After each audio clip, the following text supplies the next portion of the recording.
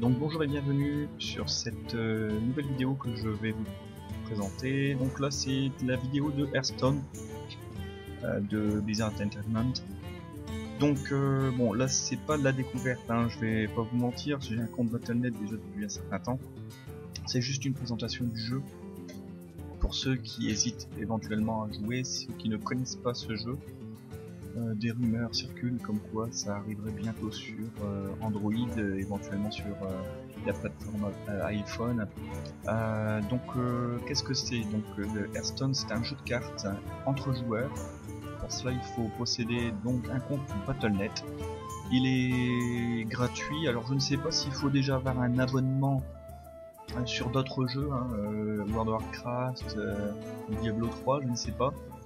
En revanche, moi je ne l'ai pas payé, il m'a été proposé donc en téléchargement gratuit. Je pense pas qu'il doit être payant étant donné que en fait vous avez, il est donc gratuit dans l'ordre général, mais en fait vous avez la boutique qui permet d'acheter en fait des paquets de cartes avec de l'argent réel. C'est un petit peu pour essayer de mieux jouer, etc. Il y a un classement qui est fait en fait sur ce jeu. Comment jouer? En fait c'est simple, hein, vous avez des cartes, je vais vous montrer bien sûr l'exemple après. Vous avez des cartes qui sont en face, donc en face c'est l'adversaire qui est un autre joueur, un adversaire réel, et vous avez vos cartes. Vous avez un choix de 30 cartes à faire qui ont des pouvoirs ou alors qui sont des personnages qui vont attaquer. Une fois que ces cartes sont posées sur la table, vous avez donc vous devez tuer en fait l'adversaire qui a des points de vie. Les cartes aussi, les cartes donc joueurs qui sont sur la table ont aussi des points de vie qui sont bien sûr beaucoup plus bas que le héros adverse. Et chaque héros ont leur spécificité. Donc leur spécificité, leur pouvoir, leur façon de jouer et leur manière de jouer. Comment on joue?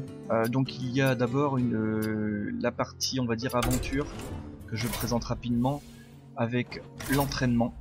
Alors l'entraînement c'est pour acquérir en fait tout ce qui est les decks de base.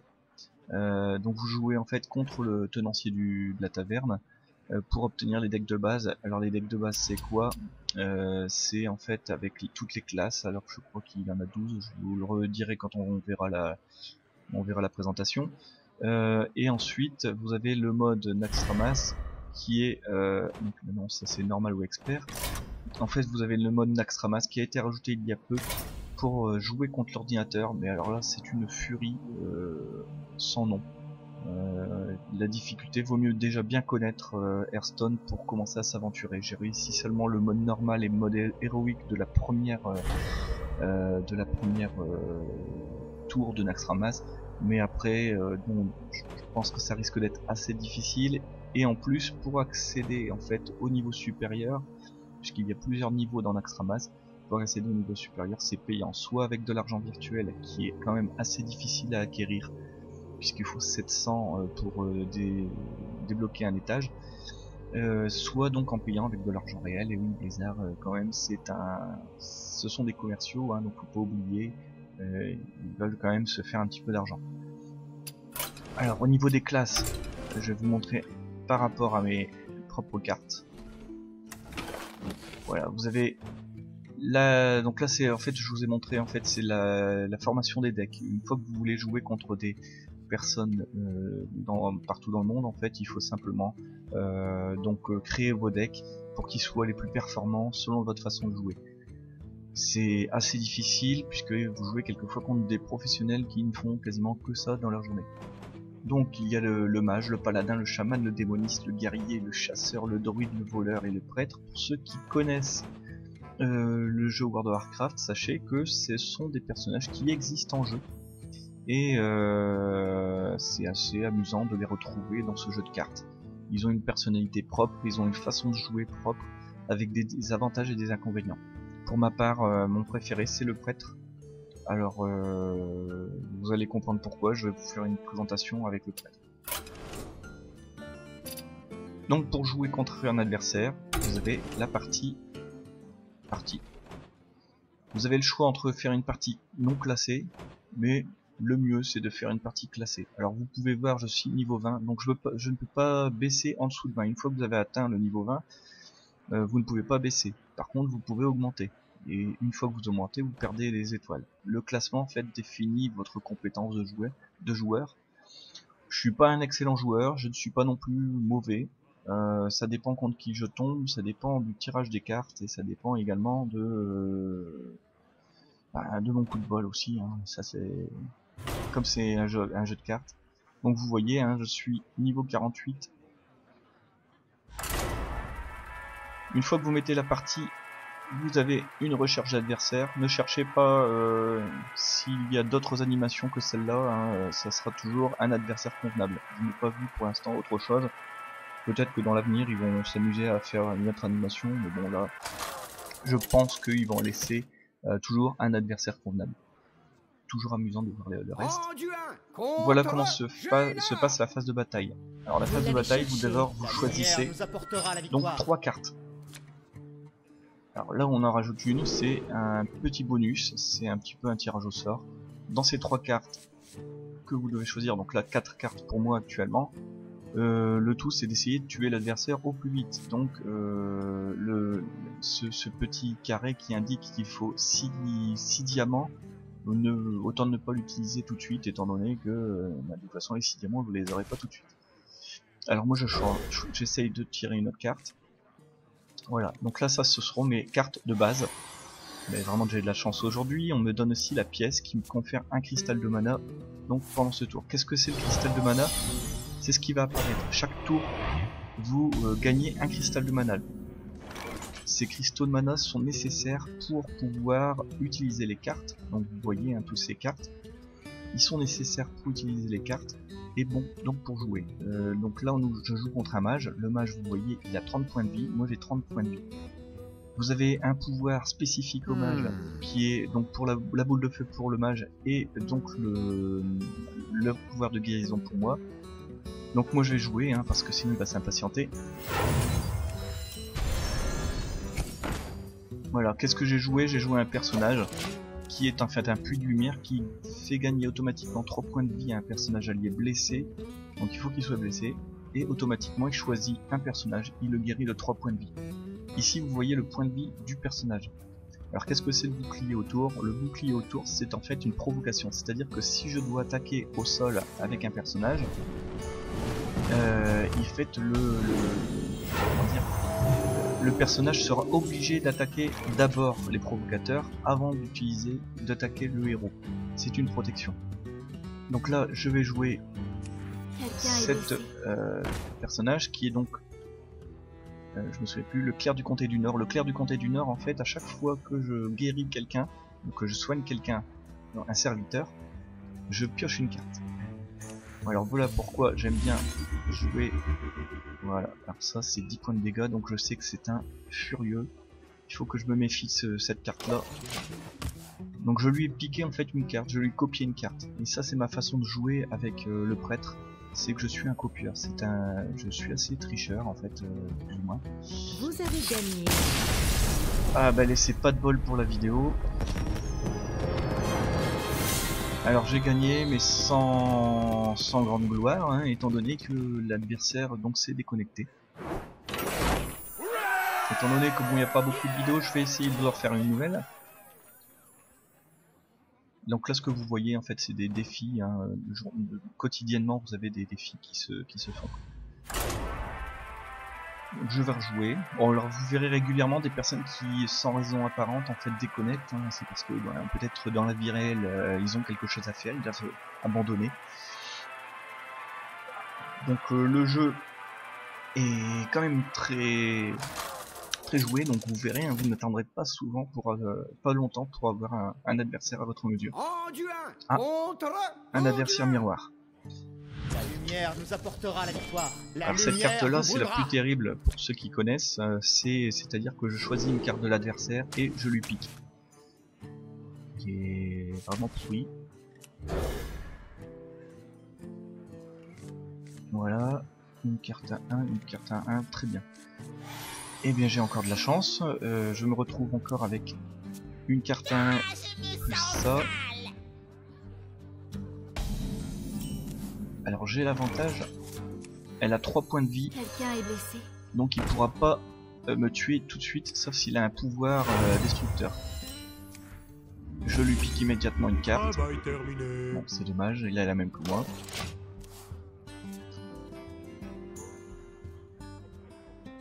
J'ai pas vraiment de conseil à vous donner sur ce jeu, étant donné que voilà, là, alors il va jouer comme moi, voilà. Il va me la détruire tout de suite. Ça c'est sûr que les mages sont intéressantes. Alors cette carte là elle est très intéressante pour détruire des serviteurs de 5. Il faut la garder vraiment au dernier recours. Je lui repique une carte. Ah bah dis donc, j'ai pas de bol. Ah voilà. Bon, ce sont des cartes qui demandent beaucoup de mana, que je ne pourrais utiliser donc qu'en dernier recours, au dernier moment. Alors là je n'ai pas de pouvoir d'attaque pour l'instant, c'est pas terrible. Je considère que je suis assez mal barré. Alors à savoir que quand vous voyez ce petit symbole tête de mort, c'est-à-dire que lorsqu'il le personnage en fait meurt, il fait quelque chose. Alors que ce personnage par exemple, ça s'appelle un râle d'agonie, il me fait 2 points de dégâts, donc à mon héros. Et celui-là, il a aussi un râle d'agonie, en fait il invoque un golem endommagé de 2-1. Donc là je ne peux rien faire, j'ai que 3 de diamants, donc je vais me soigner, qui est mon pouvoir personnel. Je me soigne que de 2, hein, c'est pas... Une fois qu'il y aura beaucoup d'adversaires, je risque de galérer quand même pas mal. Voilà, donc là il est en train de me piquer une carte, mais on ne sait pas ce qu'il m'a piqué. Là, je suis un petit peu mal barré. Alors, qu'est-ce que je fais?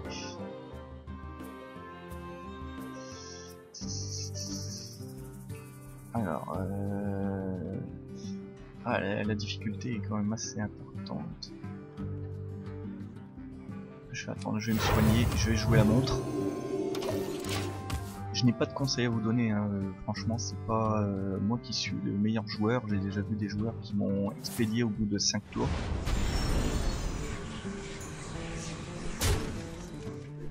Donc là je risque d'avoir beaucoup de difficultés. Donc 5 points. Ouais. Là je vais commencer à galérer. Alors, je sais pas quoi faire. Je suis mal barré. Bon, je vais perturber un petit peu son puits. Voilà.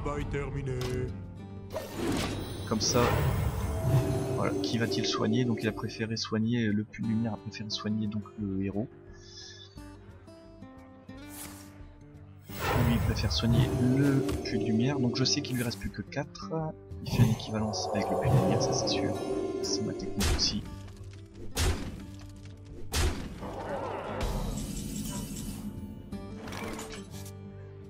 Alors, j'ai la possibilité de le piquer. Alors, je vais faire ça. Alors là, ça c'est une attaque voleur. Donc ça, je lui pique. Voilà, son petit truc. Je détruis lui. Alors je vais me prendre 2 points de dégâts, mais il me reste un personnage en cours de jeu. Et je me soigne un petit peu. Je vous avouerai que je suis mal barré puisqu'il va me donner au moins 5 points de dégâts, donc j'aurai 12 points de dégâts, que 12 points de vie, ce qui est pas la joie.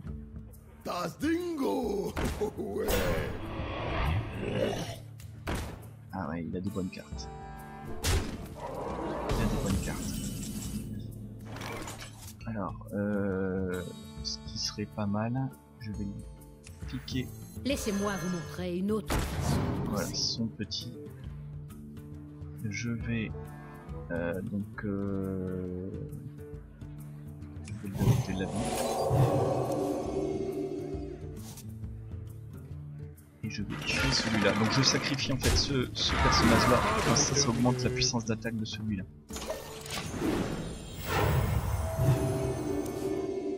Le jeu est assez stratégique. Et vous verrez si vous jouez, ça risque de vous faire rager de temps en temps parce que il y a vraiment des des manières quelquefois de bien s'énerver, hein, ça.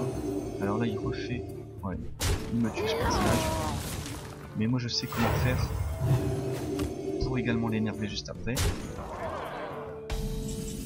Alors je suis mal barré, hein. Alors, je vous le dis franchement, je suis vraiment très mal barré.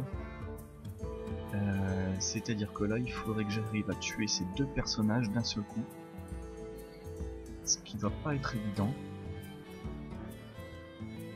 Alors je vais déjà tuer celui-là pour moi qui est quand même le plus embêtant. En plus ça me fait augmenter mon énergie. Je vais tuer son... Voilà, comme ça me fait aussi de l'énergie. Je vais le soigner. Je vais foutre un puits de lumière. Comme ça il hésitera entre attaquer mes serviteurs ou m'attaquer directement. D'ailleurs je vais le provoquer. Comme ça il saura pas lequel attaquer. Soit il attaque directement mon personnage et il y a un autre pouvoir qui me fait 3 points de dégâts et dans ce cas là je meurs immédiatement. Ça je me doutais. Ouais. Écuyer, soignez-moi. Prêt, chef. Voilà, ça je me doutais aussi. J'ai un peu mal joué. De toute façon, comme je dis, je suis un noob, fier de l'être. J'ai plus qu'une solution. Voilà, j'ai plus qu'une solution, je vais mourir lamentablement. Alors j'ai un pouvoir qui me permet de me soigner, je le fais. Je vais le mettre, tant pis, je pourrais plus me soigner. Mais au moins je peux réutiliser ça. Ça sera déjà ça. Je retarde l'échéance, hein. Vous voyez que en fait j'ai utilisé un pouvoir qui m'a transformé en meudon. Mais de toute façon, comme je ne peux plus me guérir désormais puisque je suis en forme d'ombre, et bien je mourrai le tour suivant. La carte fatale. Tant pis, je pourrais pas attaquer, mais je lui pique. C'est la seule solution, il faut que je me protège de ses attaques.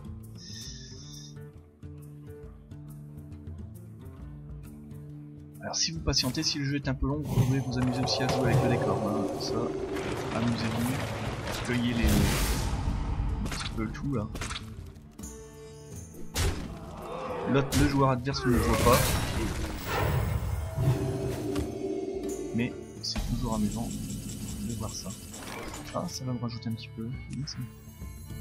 Alors on va faire ça. Mais donnez-moi une quête.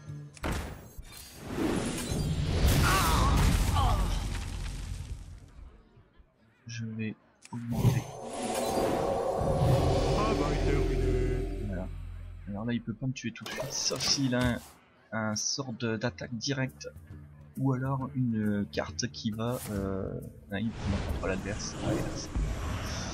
Ça fait mal là. Ça fait très mal. Ça fait très mal et je suis mort. Alors pour mourir en beauté, il y a plusieurs solutions et moi je vais m'auto-tuer. Comme ça il n'a pas l'honneur de me tuer. C'était un bon joueur. Sachez que vous pouvez parler aussi avec les personnages adverses, leur dire de petits smileys, des petits trucs pour l'énerver. Il n'y a aucun souci. Donc vous voyez, hein, je suis pas excellent, je suis pas bon même, mais ce jeu est bien foutu, assez addictif. Vous risquez de rager contre des personnages, contre des adversaires. C'est un petit peu le côté embêtant en fait du système d'achat, parce qu'en fait vous verrez qu'il y a certains personnages qui arrivent à créer des cartes, parce que donc quand vous allez dans votre collection, je vous le montre, vous pouvez créer vos propres cartes. Donc là par exemple il y a des cartes qui sont intéressantes, vous pouvez les créer, et il y a des cartes très très puissantes, par exemple pour le prêtre, le prophète Velen. Donc vous pouvez la créer donc avec des flacons, hein, 1600 flacons. Ce sont des cartes qui sont légendaires, et les cartes légendaires vous pourrissent la vie, vous pourrissent le jeu si elles sont jouées au bon moment. C'est bien parce que si vous êtes patient, vous pouvez en avoir, mais il y en a certains qui achètent. En fait, qui achètent, comme je vous l'ai montré dans la boutique, qui achètent des cartes exprès, par exemple 40 paquets pour 44,99. Comme ça, à ce moment-là, ils ont des cartes, ils désenchantent les cartes, puisque vous pouvez désenchanter les cartes. Et à ce moment-là, ils ont des flacons. Et avec les flacons, vous pouvez donc créer vos propres cartes. Ça risque d'être rageux, puisque moi qui n'aime pas trop payer, je suis pas fan de payer dans un jeu, malgré le fait par exemple que j'ai un compte Blizzard avec un compte Warcraft avec abonnement. Voilà, je n'aime pas le fait de payer dans un jeu.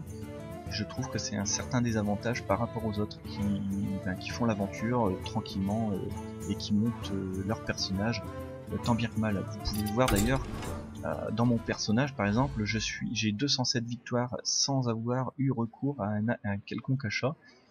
Et dans mon deck du prêtre par exemple, je n'ai, si je ne m'abuse, je n'ai qu'une carte légendaire et c'est parce que j'ai fait dans la partie aventure, j'ai réussi à gagner contre un personnage Naxxramas, c'est Maexna, c'est l'araignée. Donc voilà, je ne me considère pas comme un tricheur, j'ai reçu cette carte par mes efforts.